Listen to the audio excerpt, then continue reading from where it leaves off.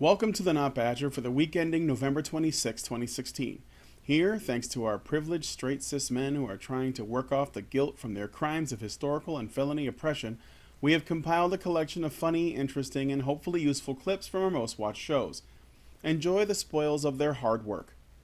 In Polecatcast number 89, we look at the news of the week, such as International Men's Day, Bill C-16, and Mark Zuckerberg's hunt for fake news. If this does pass, to Canadians who oppose this, I recommend the 4chan approach. Find its weaknesses and exploit them to the degree that the system cannot handle it. Yep. In order to break it. That's what I'm saying. It's break it. Because people, the people writing this thing, they haven't thought about the ways that it can be used against them. So use it against them. Don't do anything illegal. Don't do anything like, fucking bad per se. Like, don't try and hurt people, but like, use the law. Find out how the law works. Stay within the confines of it. Stay within the confines of it and take it to its extreme to show them just how bad it can get. Yes. Basically, rub their fucking noses in it. Be like, look, you see what you fucking did? Think of yourself as the law's beta testers. Yeah, exactly. Play test it. Feminists responded to this discussion on International Men's Day by 1. Making fun of it, obviously. Number 2, repeating the old "every day is International Men's Day. You don't need a day" line. Number 3, trying to make it about he for she, which I believe there was there was actually something about he for she on International Men's Day. And then 4, one of my favorites, trying to make it about feminism's narrative on masculinity, which is essentially about toxic masculinity. Oh, men commit suicide because they're not allowed to cry, or they're not more like women. That was the mention. And also, lastly, you may have noticed that on Google did not have a Google Doodle for International Men's Day, which of course they didn't. And not only did they not have a Google Doodle for Men's Day, but they didn't have a Google Doodle for anything, which means they actually made it a point not to put anything up that day, because International Men's Day is pretty obvious. I mean, they put up really obscure shit on their Google Doodles, but they didn't put that up at all.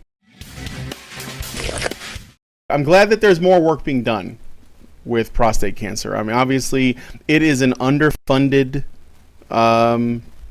disease compared to, say, breast cancer, which gets way, way, way more money. And I think that more attention being drawn to it is a good thing. Facebook is not a news site. Facebook is a social media networking site. It's true. It's not a fucking news site. 2, Facebook is not going to do anything that doesn't make them money back. So that list of things that they're saying they're going to do, I wouldn't put a lot of weight behind it. I wouldn't put much trust in it, quite frankly. Because unless they're seeing a return on it, they're probably not going to invest any money into it. So that being said, Facebook is not a place that you should go to looking for news. When Facebook was new, I was on it a lot, because I used to play Facebook games a lot. And I have a lot of, like, about half of my Facebook friends now are from those games. And so I had a rather diverse group of Facebook friends. And before Facebook started controlling whose posts that you see, and you would just see, like, whatever people posted in the order that it was posted that particular day, and you could go through your feed and see everybody's stuff, unless they controlled who saw their stuff.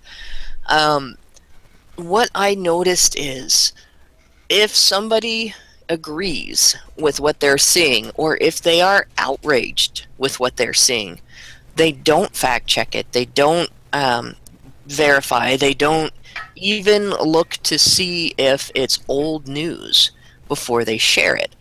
And almost every day I was reassuring one of my Facebook friends, no, this is not happening anymore, that story is from 10 years ago and this is the rest of the story. Or no, that's been debunked, there actually is no such thing as this. Or there's no February 31st, right? And it was like, sometimes it was that ridiculous. This is going to happen on February 31st. Well, then you don't have to worry about it, do you?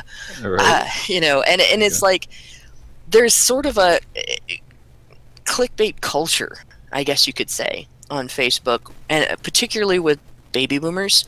Not to disparage baby boomers, but there's a lot of, like, there's a very stark divide between baby boomer nerds who were on computers when computers, you know, when you had to, like, make the punch card and put it into the big wall of computer, and you know, and baby boomer normies whose first computer was an IBM Selectric typewriter, and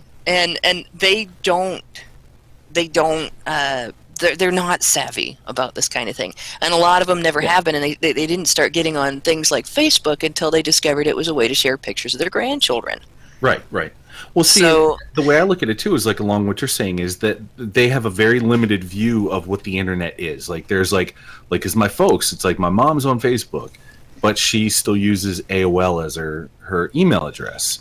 Yeah, so they have this. They have a very curtailed, and they're not very savvy. They don't understand how the internet works exactly. And I feel like I feel like somebody needs to teach a class. They need to teach normies how to use the internet. You know, it's like those old informational videos from back in, like, the 90s where Jennifer Aniston is like, "This is the internet on Windows 95." You know, it's my God. because this is, like, when you're talking about this kind of stuff, like, this is, like you were saying, you're having to, like, you know, reassure people that the things that they're seeing are not real, or are you know, have been debunked, or whatever it is. Yeah, and well, and like you said, it creates a culture. It creates this culture of, like, you know, people get incensed, or they get, you know, excited by it because it's like fear. It's like, you know, it's like, oh no, clickbait fear, you know, and then they don't ever think any more about it from that. So here's the other end of it. I never saw anything like that posted where somebody didn't do what I did. Either I did it, or somebody else would get to it before me, and that's the other end of social media on the internet.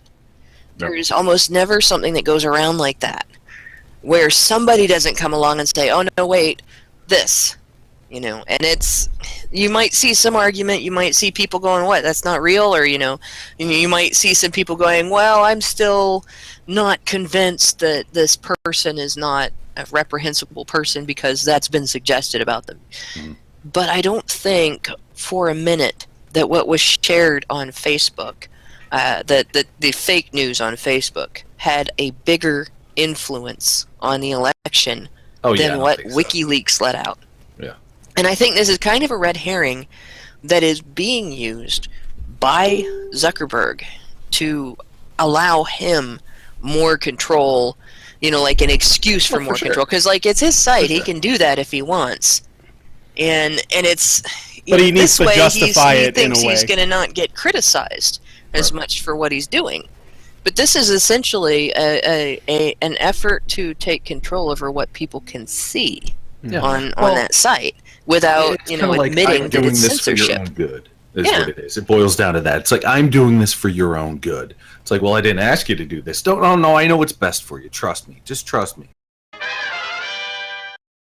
Basically, what this is Zuckerberg coming out and making an affirmative statement and taking control. It's like, oh, Zuckerberg's in control. He knows what's going on. He's taking care of this. He's laid out a 7-point plan.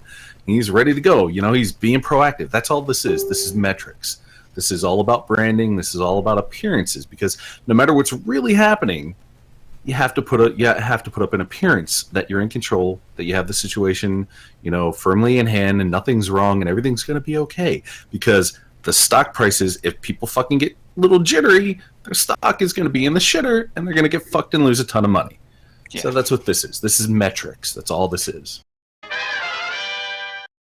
Facebook is still the largest social media site on the internet. It like Google Plus cannot compete. It tried. It just has too many. It sucks too hard, basically. But you know, it just is not there. And there's nothing that's caught up to Facebook yet. I mean, you would need something that would essentially overtake it in the same way that it overtook MySpace back in the day. But the way that Facebook works now is that you have people who get up in the morning, and the first thing they do is they go to Facebook. And then what do they go there for? They want to see what their friends are doing, but they also want to see what's going on in the world. I mean, I use it for that myself. I'm in several groups, so when I want to find out what's the newest, happenings are, I'll go to the Honey Badger Radio Facebook page where people will share articles. I'll go to the Gamergate page. I'll go to Social Justice Warriors, which is the one that Max admins, and I just look to see what's going on, right? And lots of other ones.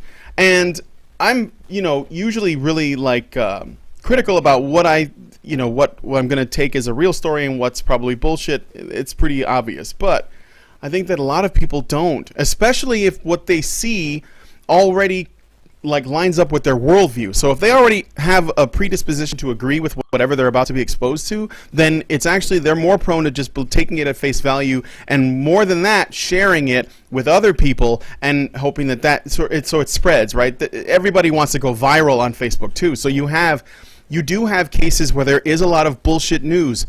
There is. But the problem is that Mark Zuckerberg's not planning on taking those places down, because those are all the places that I already listed. That's Al Jazeera Plus, that's BuzzFeed, that's Mike.com, ATTN, Upworthy, Huffington Post videos, and all these other things, They are sharing feminist myths, social justice myths, Black Lives Matter myths, Islam myths, all kinds of bullshit. And those could easily be debunked as false, but those are not going to be the ones that get taken down. They're going to be the little, I'm guessing, this is my prediction, they will be the places that disagree with the worldview that Mark Zuckerberg believes most people have, based on his view that his perspective, and remember, his site was also the one that was blocking people when they wrote the word tranny or faggot. So, you would get blocked from Facebook for writing it, even if it was in a PM. I was actually having a private conversation using the instant messenger feature, and I was talking to Blair White, and I used the word tranny, and I got taken off. With Blair White, who, by the way, is a transsexual. Ooh, you talked to Blair White, Brian? Oh, my. Well, I'm just saying, I was talking to her at the time. And I'm just joking. Okay. I'm joking. My point is this. I'm taking a piss. My point is this. Facebook does have a political side. It has a bias. It's inherent in the company itself. Remember the female, she is another CEO? She was the one that talked about ban bossy. They do have a political viewpoint, and they're going to use that. I think that people they're probably going to try and block off. Milo started making these videos that are very similar in the format as ATTN and Mike.com and Al Jazeera, where they take these, they take these very complex political things and they boil them down to a tiny 30-second thing, where they just use it to push their worldview, and they use clips taken out of context and animated GIFs over music and all kinds of dumb shit. Basically, they deliver the message as dumb a way as possible, and they spoon feed it to people. Yeah, it's propaganda, and they spoon feed it to people, and people just they just take it at face value, and then they repeat. And this is how I wouldn't say it's entirely it. It's probably a small part of it, but I think that a large number of people, if not the majority, get their news from social media sites as Facebook. As sad as that is, I think that that's where a lot of it is. And then only a few people actually go and try to affirm that, get the truth from it. Most of them just take it.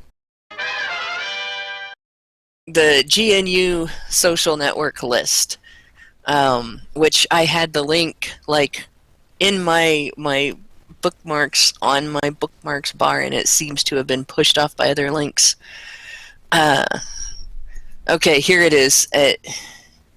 It's social.guhnoo.org, and look and see which of those various networks fits the type of usage that you would want to do, and use them. Encourage other people to do that as well. And that's the only way to deal with stuff like this.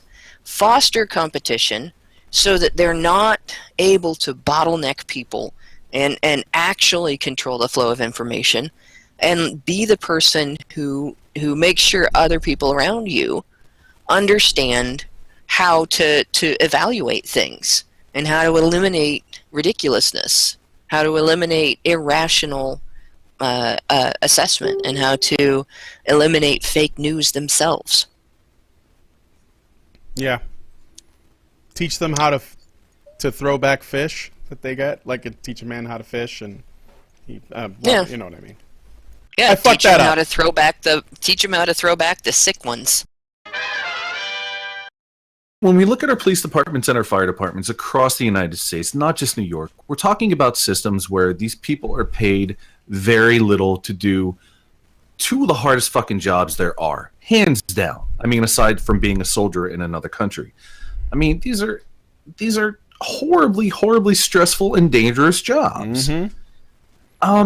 And you know, they're not being paid enough. They're not being supported the way they should be. You know, these people should be among the highest paid people in any profession. I mean, for the shit that they have to do, I mean, come the fuck on now. This is crazy. Yeah. And now they're going to start fucking like picking away at them about a picture hanging up.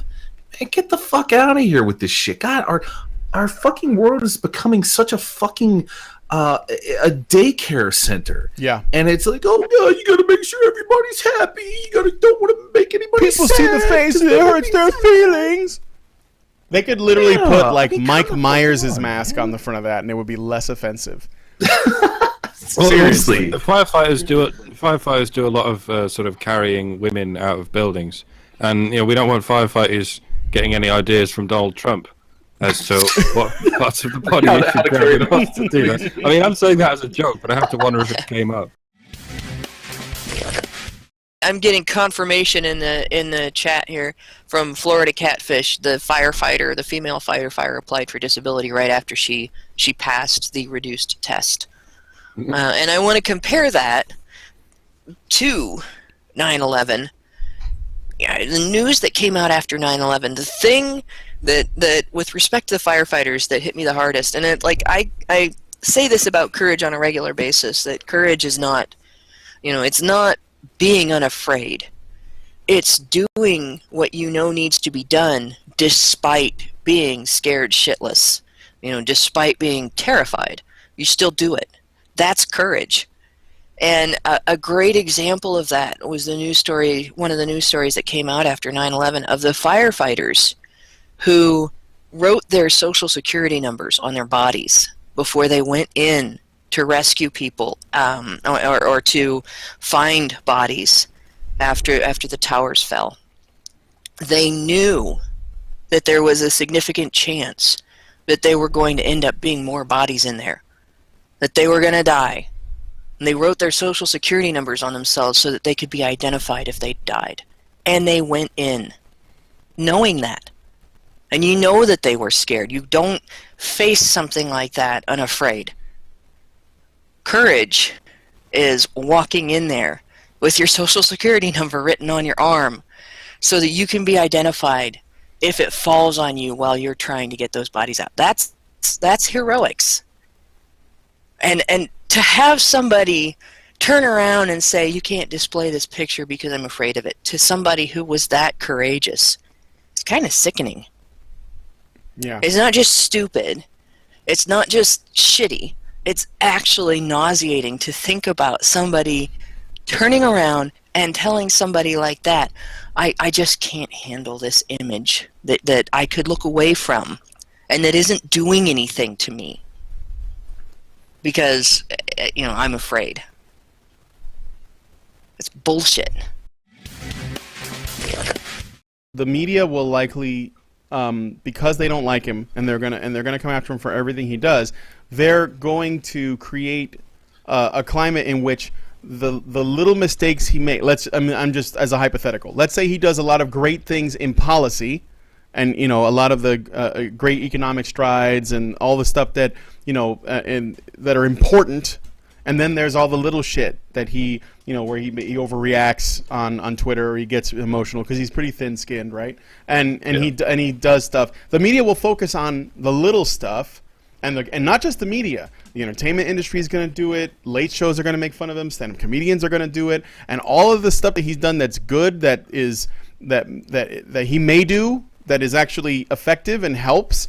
They're going to ignore that. They're going to focus on the little thing that he did over here that was offensive. If let's just say, if that is how things go. I don't know how it's going to go. This is totally a wild card here. But I'm just saying that the way the media tends to work is, despite the good you might do, if you are a target they will ignore that and only focus on the mistakes that you make, because the idea is to make you look like a buffoon, even if you have some capacity to do it yourself, but ignore any of the good things that you might do along the way. Well, it's like the saying, no good deed goes unpunished. Yeah. I mean, it's like there's no level of good that he can do that will avail him of the perceived or actual bad shit that he's done. I mean, and I'm not, you know, I'm not saying this is like, it's like, you know, I think he shouldn't be held accountable for the bad stuff that he does, but if he does do good, then give the man his due. Yeah, exactly. I mean, I'm just saying, give him credit where it's due, and then also hold him accountable when he fucks up. That's it. Exactly. One thing I will also say when it comes to the media, I don't know if you guys know, but I heard that Trump is going to be he's going to be cutting the middleman out, which is the media, when it comes to him delivering his messages. He's actually going to be using things like Periscope and Facebook Live and stuff to talk directly to people and do it live when he is president. This is something that he is supposedly worked out with like with Periscope and stuff. So I think this is actually going to be really interesting, because when you think about it, okay, when we had George Bush as president, social media was not very prominent. I mean, some people using it, but fledgling. It was just coming out, and you know, he didn't use it because, you know, I mean, why would he? Like, a lot of people in Washington didn't even think that was viable, and George Bush Jr. It likely wasn't on his mind. And then when Obama became president, and he did it for 8 years, he actually started to use the internet. He started to do like addresses on YouTube and on Facebook occasionally. But he didn't use it a whole lot. He just did that. Like, he would make the occasional address. I think that as we are firmly embedded in the digital age, most people, this particular term will be really interesting, because it's probably going to be the first time in a while, if he takes advantage of the technology, that our president Trump will be able to talk directly to people. And he probably will use it, because he does use Twitter a lot. And, you know, people who are saying they should get his Twitter taken away from him. I say no, because hilarious shit comes out of there, whether it makes him look dumb or he's making other people look dumb. But I think that his desire to use it, and I'd like to see him do other stuff, will make for a very entertaining 4 years, if that's fair, at the very least. And I'd like to see what's that like, having a president that uses social media. I don't think Trudeau uses social media that much. So that's something that I'm kind of interested in. Now on to Rant Circle number 73, where we look at Laci Green's literal shakening in the wake of the Trump presidency. By the way, guys, a confession: Laci Green raped me. Boy, she actually looks really good in this video. That's because she's sad. Yeah, let's see. Yeah, maybe. Oh, you're right. Maybe that's my thing. Sad. No, I think it's because it's an expression that she very rarely wears, this kind of melancholy. Yeah. She melancholy and thoughtful. She immediately ruins it, though. Well, you can tell with her smile later on that she's really trying to not burst into tears. And it just looks like a duping delight. It looks smug and self-righteous to me, but whatever. I finally understand. I have the sympathy with the people who are conflicted by the desire to want to do something salacious with this creature and also slap her for her illogic. It's very conflicting. I think that would be a way that these two people could bring a lot of joy to the rest of the world. I'm only just putting it out there and hoping it comes back to me at some point. Who knows? I mean, they're attractive, you know, you got to give them that. Mm-hmm. They're completely vacuous and airheaded, and maybe we should sterilize them before we let them breed, but it's an attract.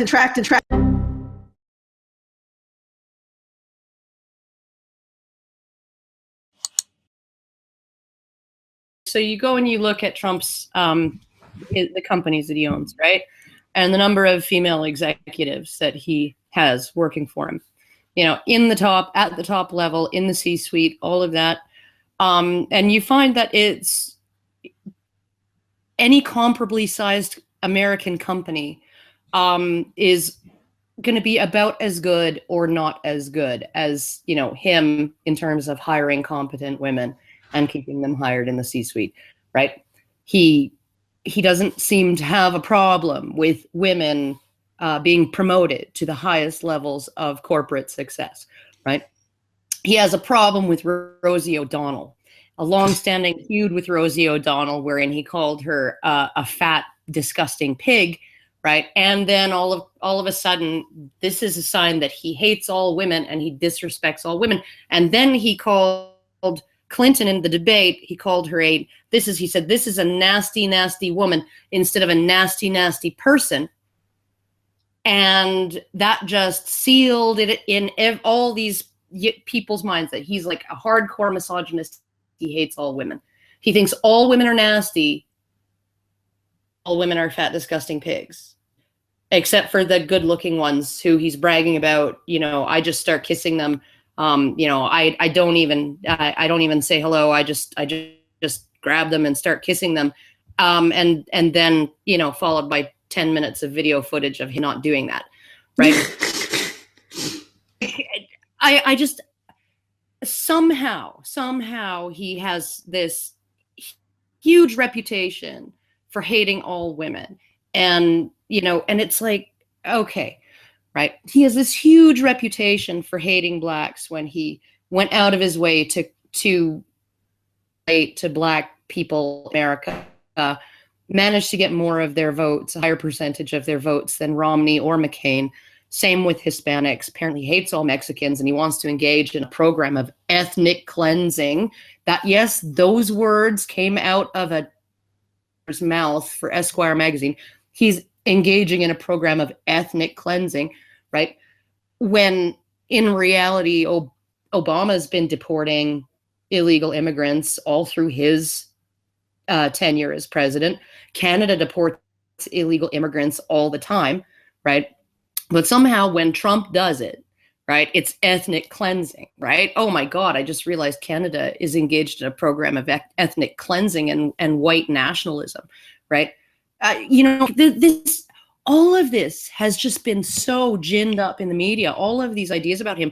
Yeah, he's not the perfect guy. Yeah, he's got a loud mouth. Yeah, he's got a filter that he doesn't always freaking have turned on when he talks, right? And his comedic timing sucks. Okay, but I just don't think that I don't think that he's going to ethnically cleanse America. I don't think he's going to start World War III, right? Even if he wanted to, it's not like the Joint Chiefs of Staff, no matter how fucking right-wing they are, or in his pocket they are, they're not going to let him fucking launch nukes for no good reason. Like, there are so many safeguards when it comes to certain things. Oh my God, there's a thing called the Constitution, right? He's come out and said he's leaving same-sex marriage alone. No, Supreme Court decided. I didn't think that it was a matter for the Supreme Court, but they've decided that's done. Not touching it, right? Like, and yet somehow gay marriage is in danger because Trump got in. Like, this is a generated, engineered panic, is what it is, and it's really a crime. It is actually a crime.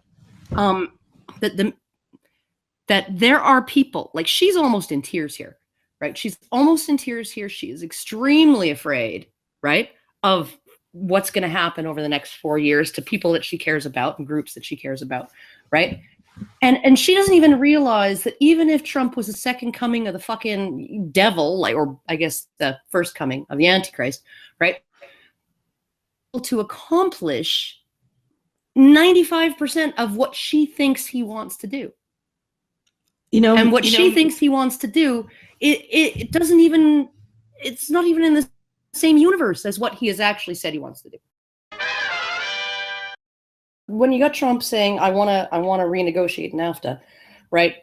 In terms of Canada, it's entirely plausible that not much is going to change there.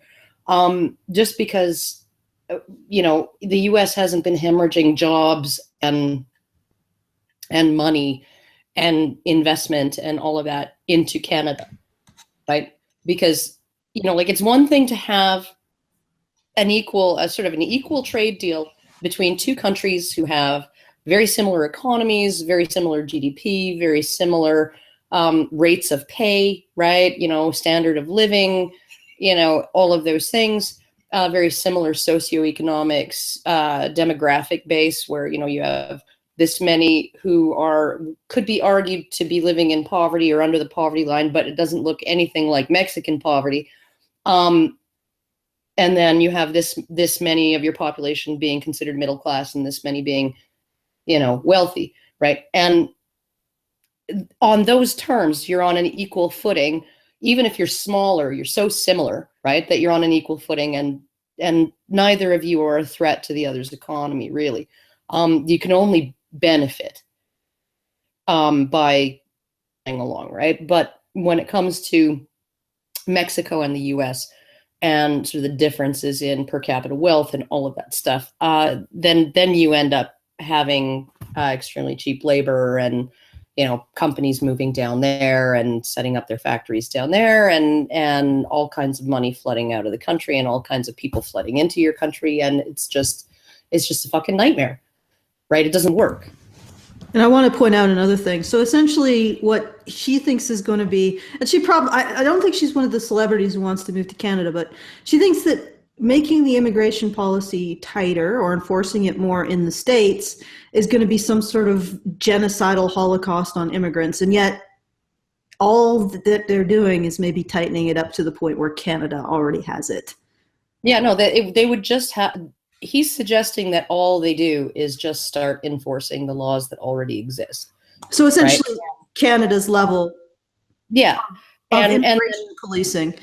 So and then on top of that, he wants to get rid of catch and release at the border, right? So that all of these celebrities want to go to Canada because Trump might implement the same strict immigration policies that Canada already has.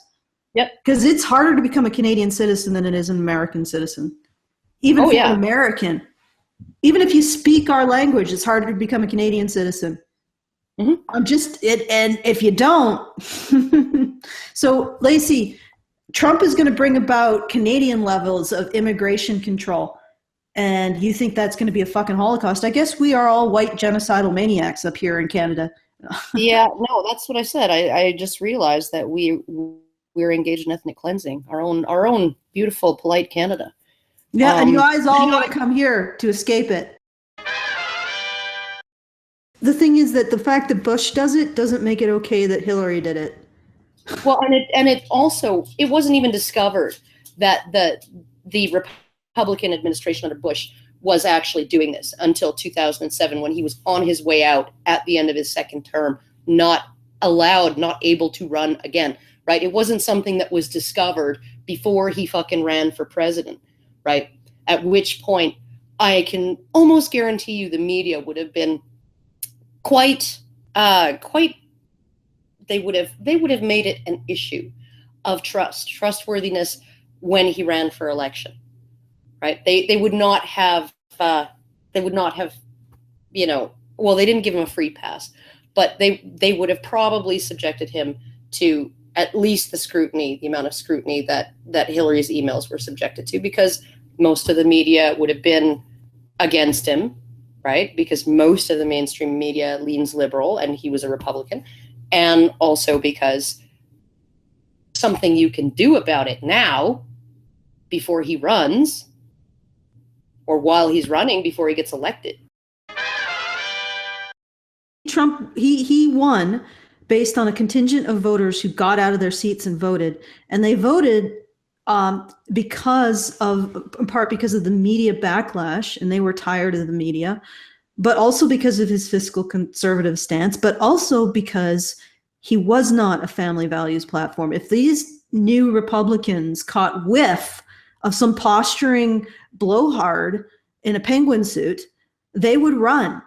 And the Republican Party has got to know that now. So what this person is weeping about it either speaks to the hypocrisy of the social justice warrior position. They really are just about hollow, empty, like platitudes that really have nothing to do, and partisanship that has absolutely nothing to do with the issues, or there's some fucked up thing going on here, a deeper thing that's going on, because they can't possibly be that upset over someone who's a centrist who's dragging the Republican Party to the left morally. Even if somebody launched a challenge right now to Roe v. Wade, right? It could take 4 fucking years to wind its way to a decision, right? At which point, maybe we'll have the next frickin' Democrat in office in the presidency, right? And it's not like Trump can make a constitutional challenge, or a challenge to Roe v. Wade even happen. It's like he can't bring a case himself against, asking the Supreme Court to reverse its decision and all of its decisions since Roe v. Wade pertaining to abortion. People think, does she really think that the office of the president, right? She never took a civics class. She does not understand the limitations on presidential power. He does not have executive authority to just say, well, the Supreme Court decision on Roe v. Wade, that's just gone. I'm just going to wave my hand and it's going to go away, right? Really, does she think that's going to happen? No. The worst thing that's going to happen is women are going to have to start paying for their own fucking abortions, right? Boo fucking who? Yeah. And still men don't have the freedom to reproductive rights at all. Yeah. But this will be considered taking away women's reproductive rights, supposedly, or limiting them, is going to be framed as giving men not paying for them, not having taxpayer pay for their reproductive rights, for the ability to exercise their reproductive rights in such a way that it is as cheap, easy, and convenient as a haircut. Yeah, and that's going to be framed as men, or that's going to be framed as patriarchy or benefiting men somehow, even though it's pretty much a neutral for men, I think. Yeah, pretty much. Well, I mean, I guess it's not a neutral if he has to chip in for the abortion, or it's not a neutral if she could have gotten an abortion and she wanted one and didn't because it was too expensive or something, and now he's saddled with a kid. But I'm thinking that these are sort of things that happen after her choice. So yes, all of these things happen after her choice. So whatever he still abides by whatever her choice is. He was not on trial for child rape. A lawsuit by someone who was apparently then 13 was filed against him, suing him for monetary damages for a rape that she claimed occurred when she was 13. And then she dropped it. And then she launched it again. And then she dropped it again. And then she launched it again. And then she dropped it again.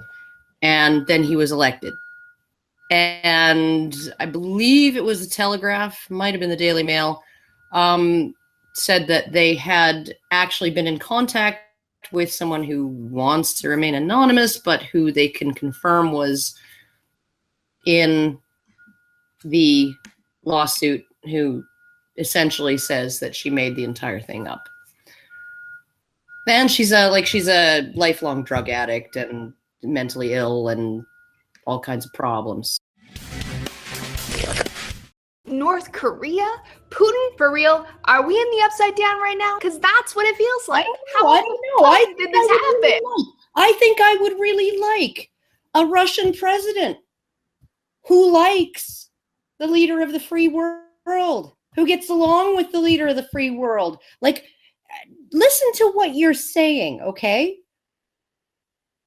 Now, North Korea is a fucking problem. North Korea is going to be a constant fucking problem because they are insane. They are living in the upside down, okay? The shit who North Korea endorses as the next president of the United States, okay? Even though I bet you fucking Trump would nuke North Korea before Clinton would. Okay? Somehow North Korea likes Trump better than Clinton.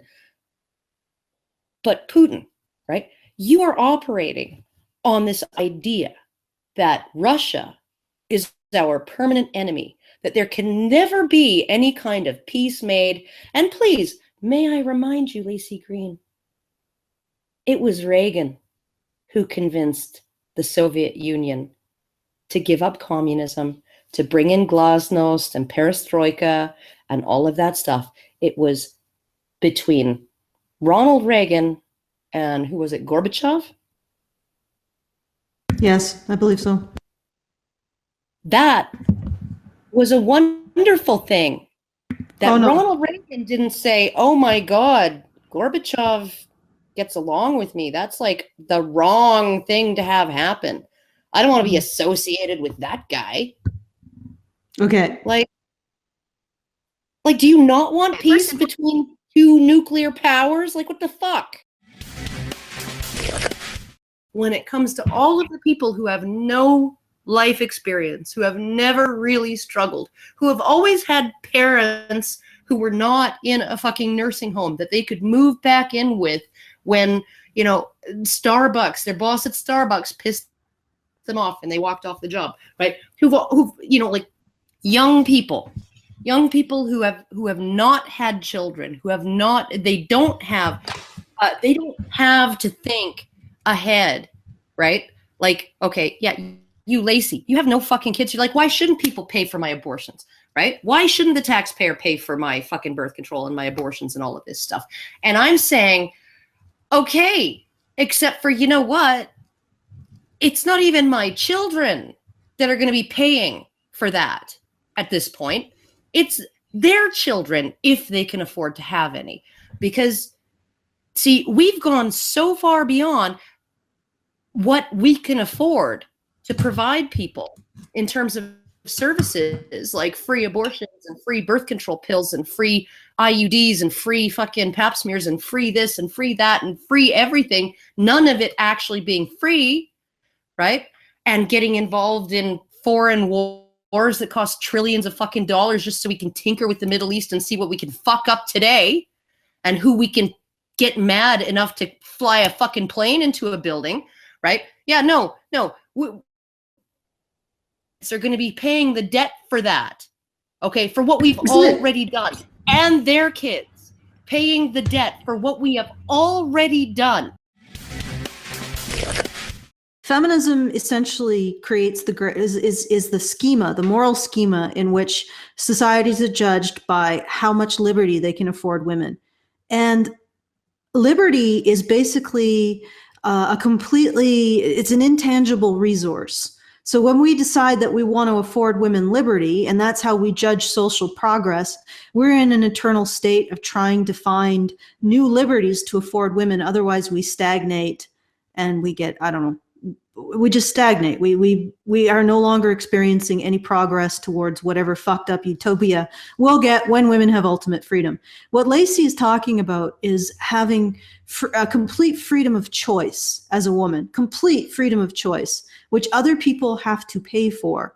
So she's talking, and this entire conception is taking real tangible resources, because these freedoms that you want, somebody has to pay for them eventually.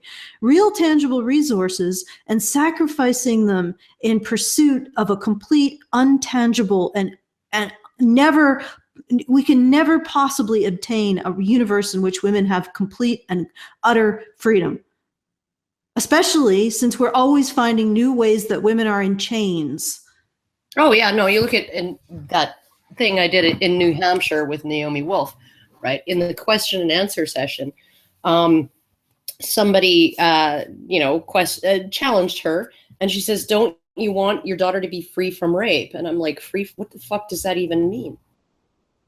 Free from rape, right? Like that? Okay, what are you gonna do? Chop every man's dick off in the entire country, and then she'll be, oh wait, but then we're gonna have to get rid of all the broom handles, and we're gonna have to get rid of all the dildos, and we're gonna have to get rid of anything that could be used to rape a woman with, right? Because there's no way that you can be free from rape, right? Like it's a thing that happens, and it's not going to, you're never going to be able to completely eliminate crime. You're never going to be able to completely eliminate rape, right? So in order to be free from rape, you would have to have society on complete and total lockdown. And it's just how, and she's saying this at a libertarian conference, right? A convention. And they're like, I don't think that that's compatible with libertarian values, to organize society from the top down in such a way that, you know, my daughter, that there will be zero chance in her lifetime that she will ever be raped. Like, how does that even happen?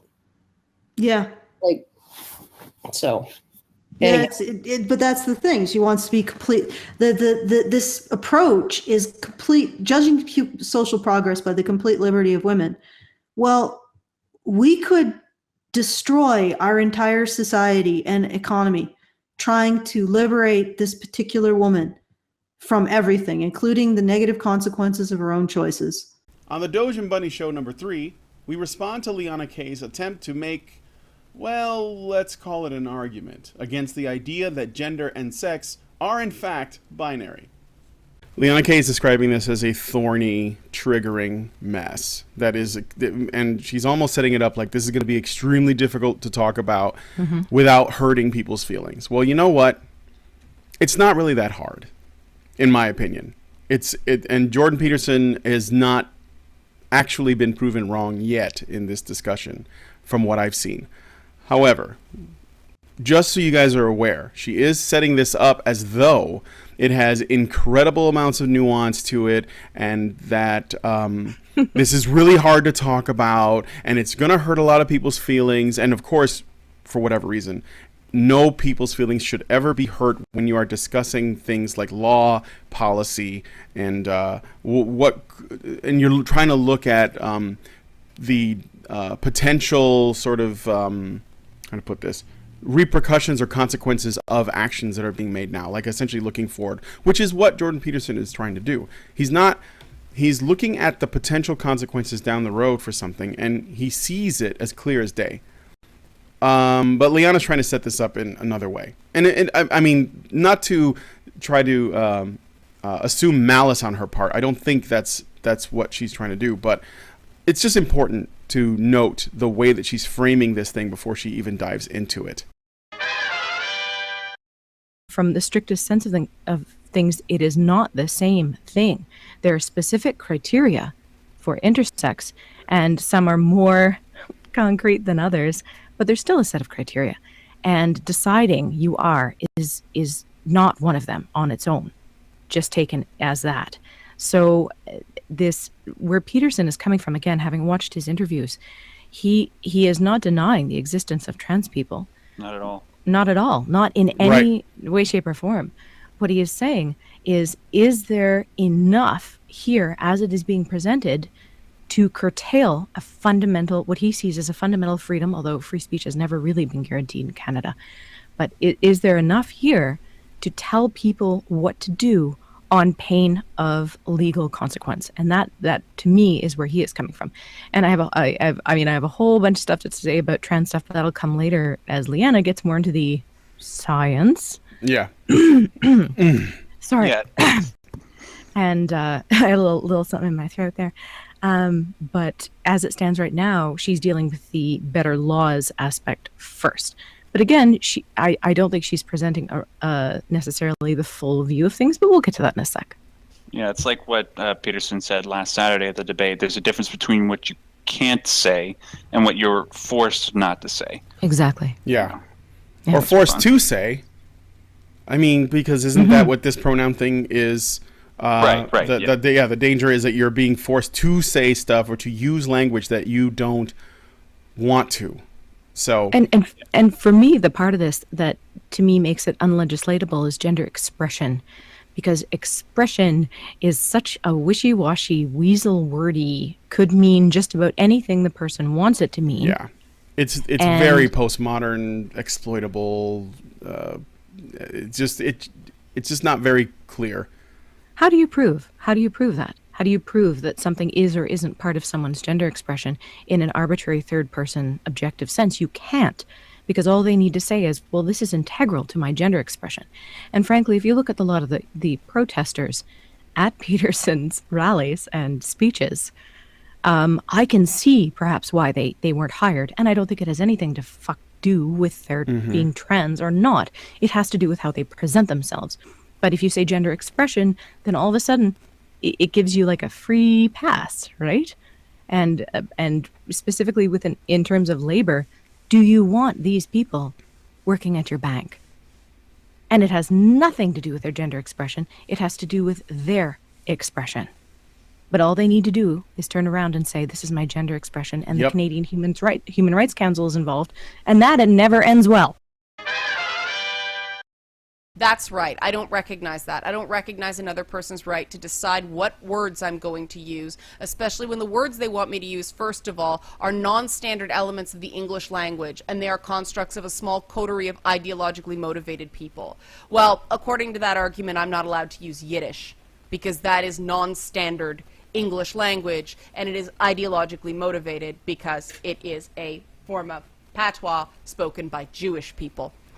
Wrong. What? Wrong. I know. Well, she got spanked, but the thing is, she got spanked so hard for this in her own comment section. Yeah. So I don't know if we really need to beat the dead horse. Not that I'm saying she looks like a horse. She's a lovely. Well, gotta mention But it for the people who are watching that aren't going to watch that video or look at the comments section. Yeah. No, allowed, not the same thing as legally liable for.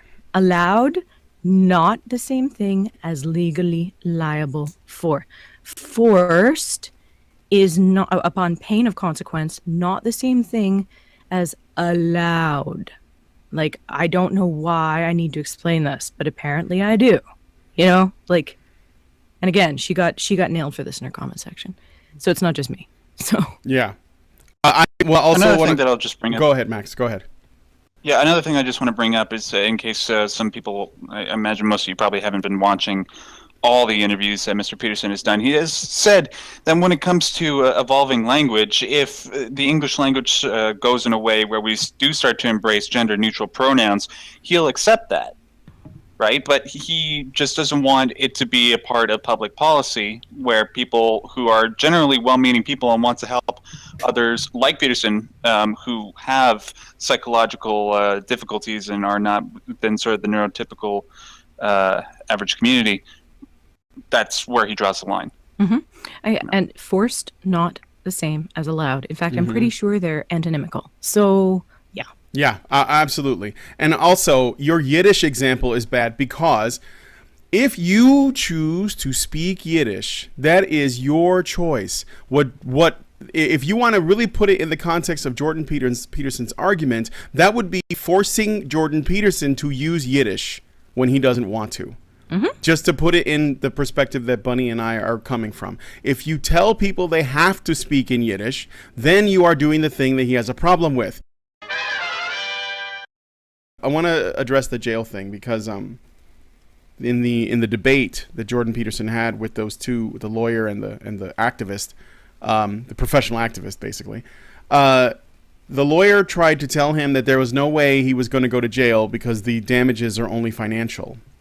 I don't know how Canada works, but in Peterson's mind, you can. And I would equate it to the libertarian argument for taxation, in that if you stop paying your taxes, let's say you just say I don't believe in taxes and you stop paying them, then the government will start sending you letters. They'll say, hey man, you need to pay your taxes. What's up, man? You know, whatever. If you continue to not do it because let's just say you just don't want to, after a while they will send people to your house to get taxes from you. If you resist, then they will put you in prison.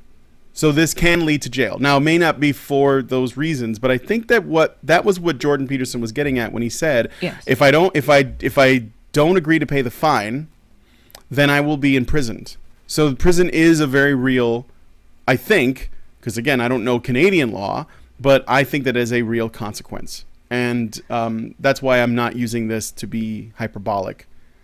I'm trying to be honest.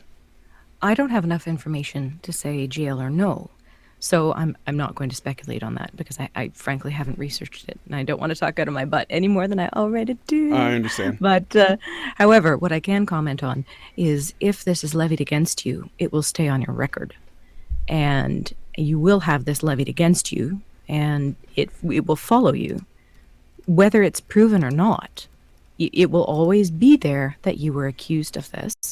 And especially for people who are pursuing careers in law enforcement, like myself, who are pursuing careers in medicine, which also affects me, who are pursuing careers in anything where you have to take an oath of essentially clean hands, right? Because whenever you're going into these things, you have to essentially have a clean record for many of them. And I mean totally clean, right? Yeah. Because you're going to be working with a vulnerable population. And you're going to be testifying in court. So they go through your history with a fucking, like, lice comb. Then that's going to be there. So that can absolutely affect people, whether they go to jail or not. And so even if we take the worst case scenario out of it, from my perspective, this is a serious thing. For the videos I have already made under this, I could potentially have this on my record. And that scares the shit out of me, because I if I use the wrong pronoun, you know, I've on my Twitter I've referred to Milo Stewart as she because frankly that's a girl. I see a girl. I see a girl. When I look at Blair White, I also see a girl, right? Yeah. And I'm going to use the pronoun that I feel best represents how I see the world because that communicates clearly, right?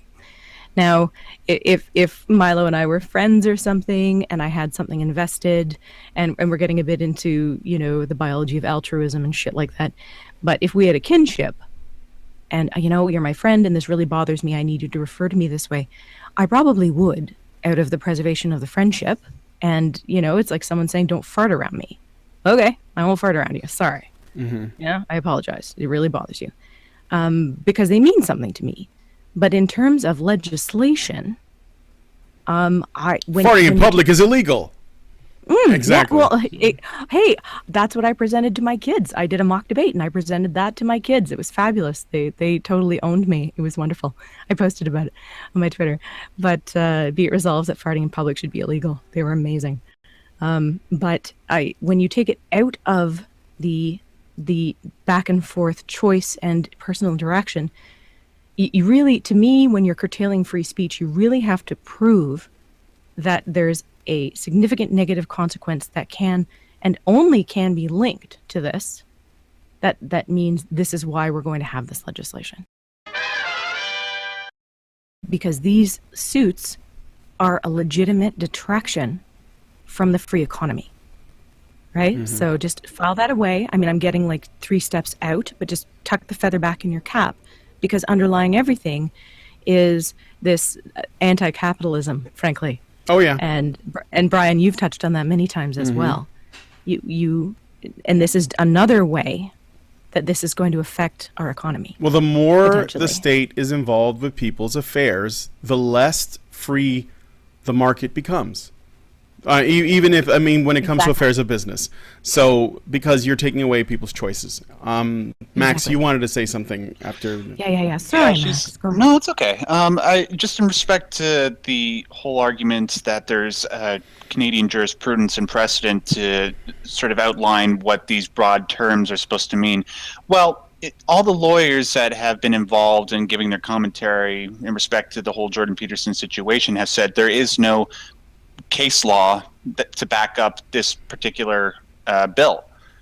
So all we have to do is just wait for it to pass and then have somebody say that Jordan Peterson is discriminating against his students, and then if that passes, then we're all screwed. Yes. You know, it's not unlike all the other ones where everything is sort of come before and a lot of it is just sort of a little bit more objective in terms of morality. This is something that is very much steeped within that ideological culture war that's going on over political correctness, unlike all the other stuff. And this isn't unlike, you're exactly right, Max, and this isn't unlike what's happening in academia, and we've covered this in other shows, but one peer-reviewed paper slides by full of bullshit, and it exponentially. It's like bacteria replicating themselves, going outward and outward with more and more citations. And all of a sudden, you have this unstoppable wall of this is obviously correct because look how often it's been cited. You cannot pass these faults. And that's, if you listen to interviews with Professor Peterson, he has said, I made the choice that this is the fight and potentially die on, because if this slides by, we are done. Yeah, isn't it? Let me call that. Yeah. It's like a paperwork or a research paper Gish Gallop or something. Like you can't. Yeah, academic Gish Gallop. Yeah, exactly. Teal Deer and I were mushing with that in the last stream, but exactly correct. So because a lot of people think, oh well, it's just one. This is just one thing, but it isn't.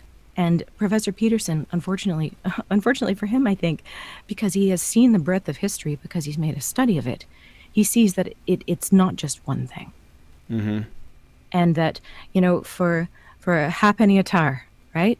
The ship was lost, as they say. Yep. So. And you can actually start. Hopworth of tar. You can start from stuff that's completely reasonable and watch it over time. It's like, not only is it like an academic Gish Gallop, as you said, but it's almost also, I think, what happens in academia with research papers is almost like a game of telephone, but with papers.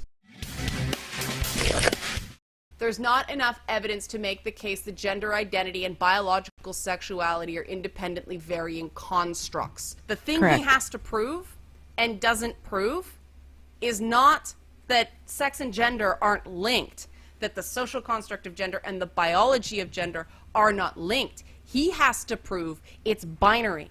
Wrong. He doesn't have to prove anything. The people that are making the assertion that gender is not binary, they have to prove it. He doesn't have to prove anything. Yeah. And define non-binary, right? And we're going to get into that in a bit. But are you defining non-binary by the chromosomal makeup? Are you defining non-binary? Are you defining non-binary by a psychological makeup and profile? Because until this is nailed down and specified, it means nothing. Yep. No, he doesn't have to reiterate. He doesn't have to prove anything.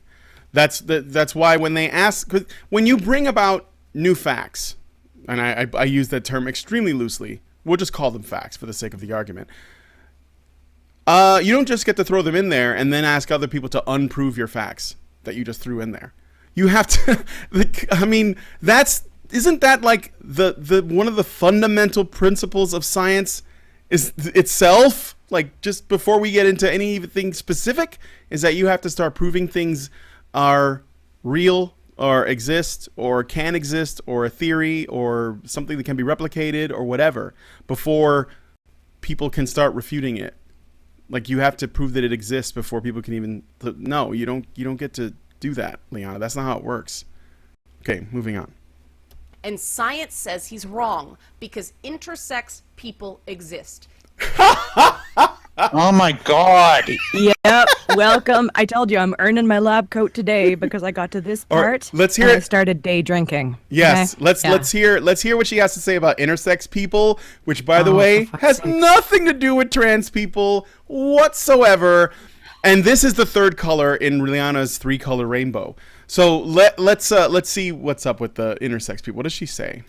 Intersex is a general term used for a variety of conditions in which a person born with a reproductive or sexual anatomy that doesn't seem to fit the typical definitions of female or male. For example, a person might be born appearing to be female on the outside, but having mostly male typical anatomy on the inside. Or a person may be born with genitals that seem to be in between the usual male and female types. Though we speak of intersex as an inborn condition, intersex anatomy doesn't always show up at birth. Sometimes a person isn't found to have intersex anatomy until she or he reaches the age of puberty or finds himself an infertile adult or dies of old age and is autopsied. Some people live and die with intersex anatomy without anyone, including themselves, ever knowing.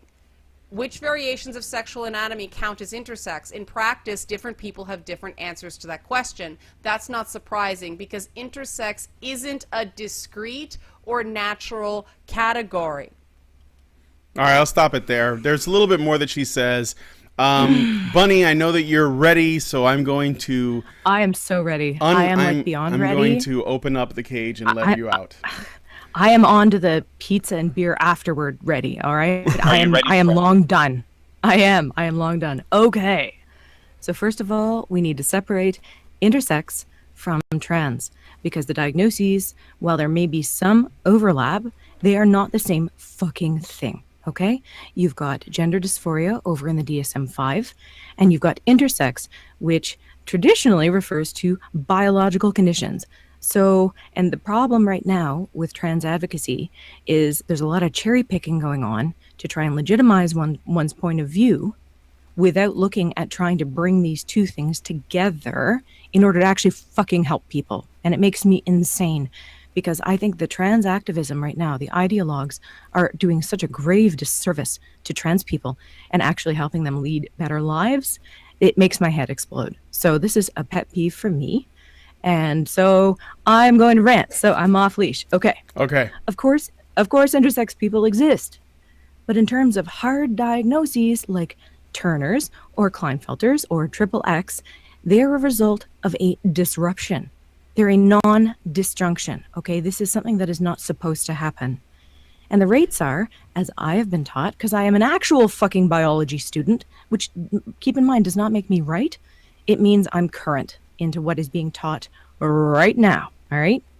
But the rates are approximately 1 in 1,000 for XXX and Klinefelters, and about 1 in 2,500 for Turner syndrome.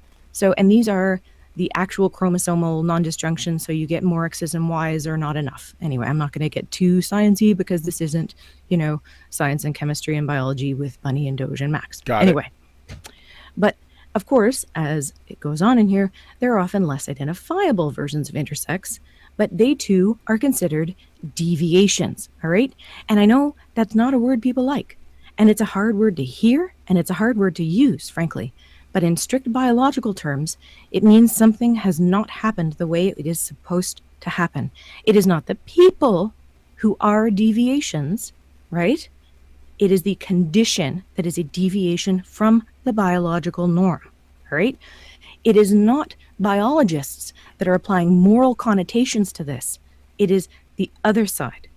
So, and with those identifying as non-binary, there is very little biologically to hang a hat on, because there's no standard diagnostic practice for evaluating non-binary biology.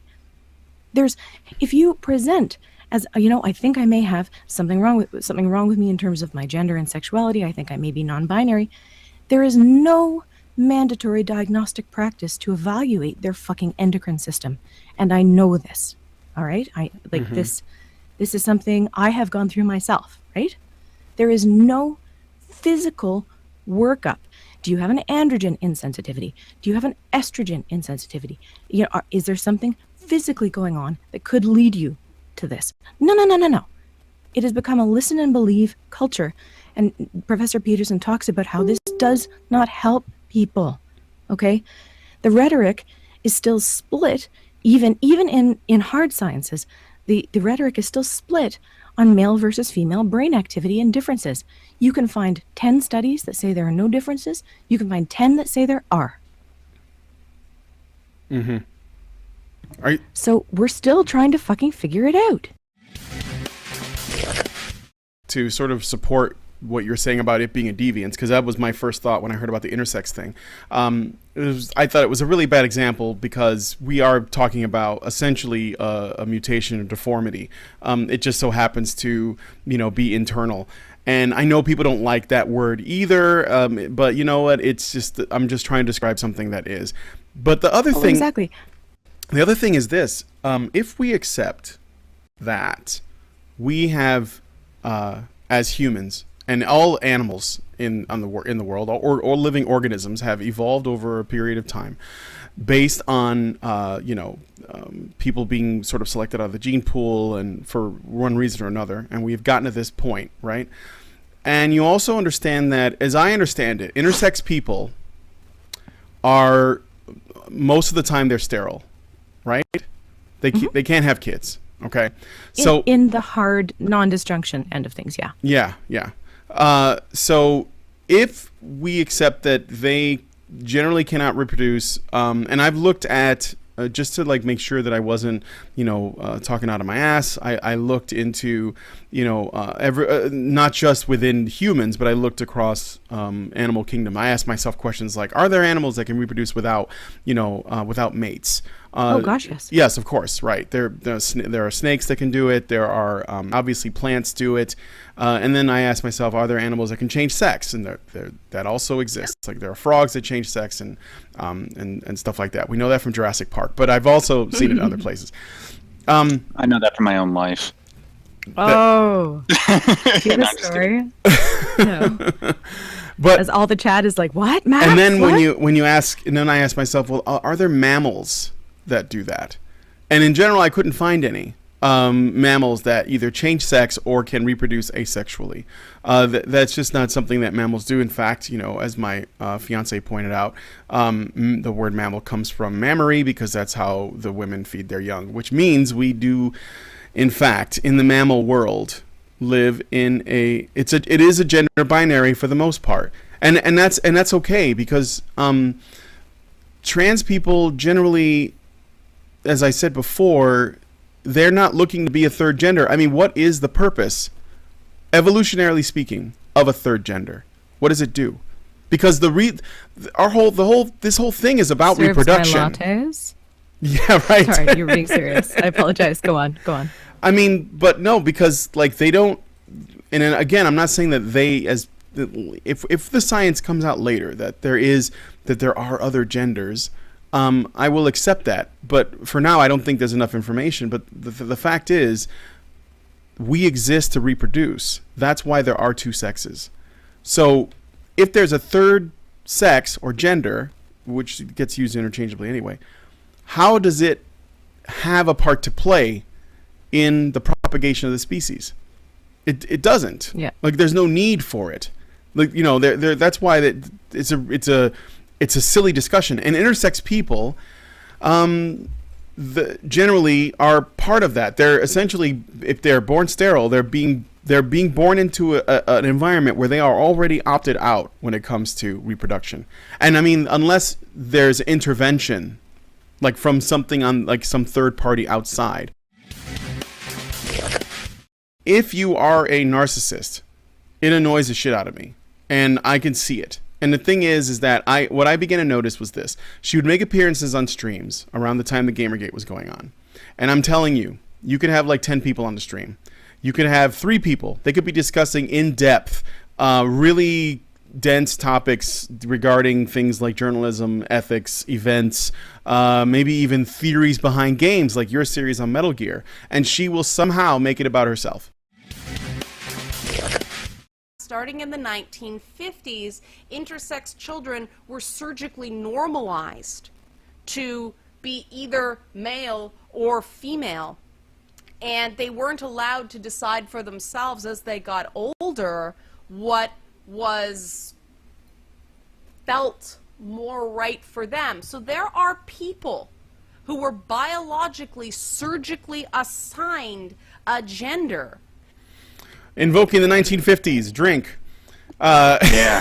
Yeah. Yeah, my and that's God. all a tragedy, Liana. We're not disputing that. Go ahead, Mike. And if I had Leanna in front of me, I would say, okay, so this is obviously a butchering, and it's wrong, yeah?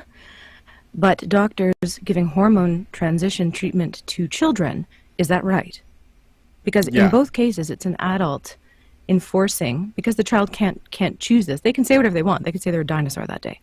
But it's still an adult making a decision that affects that child, potentially for the rest of their life, in order to change their gender. So if one is wrong, is the other not wrong as well? And I would like to see how she would justify that myself. Anytime they're saying, well, the science is settled with the transgender debate, they are so full of shit, their eyes are brown. The science is nowhere near being settled, if it ever will be, if science can ever be settled in something as ephemeral as areas like psychology. So you just fuck off. Like, this is not helping. Anyway, go ahead. Yeah. I'm I'm having going a drink. Yeah, no, it's cool. I'm going back to the evolution thing for just a moment. If gender is on a spectrum as Liana K is attempting to assert and using intersex people as her evidence of that, then would it not be the case that more and more intersex people will be born? That there would be an increasing number. And also, as I said before, the intersex people would have something to contribute to the genetic material required to propagate the species. Homosexuality also used to be considered a mental illness, and we don't do that anymore either. It is very possible, and I do believe that this whole issue of transgendered people will eventually be seen as gender expression and gender identity. No. Transgender people don't have anything to do with gender expression, gender identity, as far as I understand it. They are changing one gender to another gender. And the only thing that's keeping it from being non-binary. Yes. The transgender people stay on target, Liana. Stay on target, right. Transgender people and non-binary people are not the same thing. Transgender people, as the existence of transgender people already flies in the face of non-binary people. It actually opposes it, because those people are saying, I want to be a woman because I feel like I should be, or I want to be a man because I feel like I should be. And the only thing that's keeping that from being perfect, because I would still say that in many ways, even though I don't have a problem identifying Blair White or Theron Meyer as women, because to me they are, because that's what they've done. But the fact is, the only thing that keeps it from being like a completely smooth transition is that we don't have the science right now to actually change somebody's gender/sex completely. We just don't have that yet. But that's only a matter of time, I would imagine, where we'd actually be able to give Blair a vagina. # give Blair a vagina. Because it's the only condition, or very few conditions, actually alter the body to match the mind, instead of trying to normalize the mind to match the body. And that's what makes it so controversial from a psychological perspective. That's valid. But this is not a question of, I'm not going to be told what I'm going to say. The reality is, there's a whole group of people who Jordan Peterson is insisting he wants to fix with words the same way they were fixed with surgery starting in the 1950s. And I'll link to this article so you can read it. Where did he... Yeah, no, that is such a stretch. I hope she does yoga every day or she's going to pull something. Seriously. Wow. Yeah. Where did he say that? He never said that. The fact that we know that his argument from the very beginning was that he did not want to be forced to use pronouns that don't actually have a basis in scientific reality. The intersex argument does not support the pronoun argument. It has nothing to do with it. It's irrelevant. Intersex people, as I understand it, are not asking to be called by another gender. And it's more likely that they're probably just trying to fit in as whatever gender they look like the most and just going about their lives. Mm-hmm. I'm not saying that that's good or bad for them, but I think that ultimately, if you ask them, would you rather be he, she, or zer, they'd probably say he or she, depending on whatever it is they wanted. So, and on top of that, they probably would not be interested in forcing other people to address them as a certain way, especially when there's no way of knowing, in some cases, what you should address somebody as. This is a lawsuit waiting to happen. We're still talking about force, Liana. It's about force. Yeah. What you're saying is, would you just calm down and do what they say? That's not the point. The point is, if you choose not to, there are penalties that come from the state. If this wasn't a bill, which, it wasn't once upon a time, this thing wasn't put into law, and we were talking about it, pronouns years ago, and how hilarious they were because they weren't based in reality. The discussion around whether or not it's real, even if it turns out to be real, it's weird that you would force people, essentially under threat of law and penalty, to address people by certain pronouns, because that didn't exist before these additional pronouns came out. Like, was there a law that you had to call a man a he, or else, or a woman a she, or else? No. When you're refusing to adapt to something that's right in front of your face because there's no word for it, that is lowbrow stuff. And this is an issue with the English language being limited in some ways. And this is what blows my mind about the whole thing. It comes down to the fact that there is no non-gendered third person singular pronoun in the English language. And not only is English not the only language in the world, it's not the only language in Canada. And French, our other official language, has a non-gendered third person singular pronoun. On, O-N. This is Orwellian thinking. This is double plus on good. This is an idea that you can control ideas through language. All right. Yeah, because that's how the word developed, Liana. It's over this situation that we're talking about right now. That's how it developed. Okay. So Liana K is making the argument that Jordan Peterson's position to be free from being forced to use words that he does not think are real words, that's the Orwellian position. Jordan Peterson's position is the Orwellian one.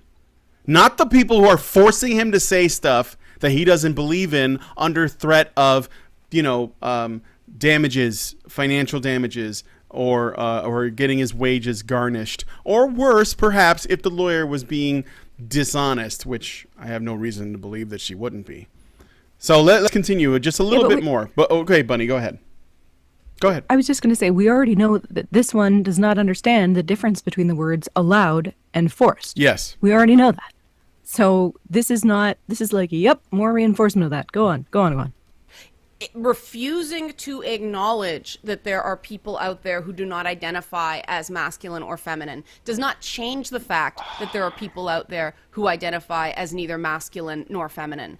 And this is just the kind of thing that George Orwell wrote about, not just in 1984, but in his essays, his nonfiction writing. And in those writings, he ties this language police stuff into a really ugly form of nationalism. What? This is amazing. I know. This paragraph is like a sci-fi novel unto itself. Fucking Orwell would be proud, Liana. So far off the rails. This is what I said in the very first video I did with Liana. She sometimes seems to make perfect sense. It's like to the moon, like pew, and she's off again. Beam me up, Anita. Yeah, she's off again. Yeah. Allowing people to choose the language they wish to use. Totally Orwellian, guys. Yeah, nationalism. Yeah. It's based in nationalism somehow. Because why? Because the Canada has a language. We hope you enjoyed this clip show. If there was a clip from these shows you think we should have shown, please leave a comment on the video and include as timestamp. Thank you, and Badger on.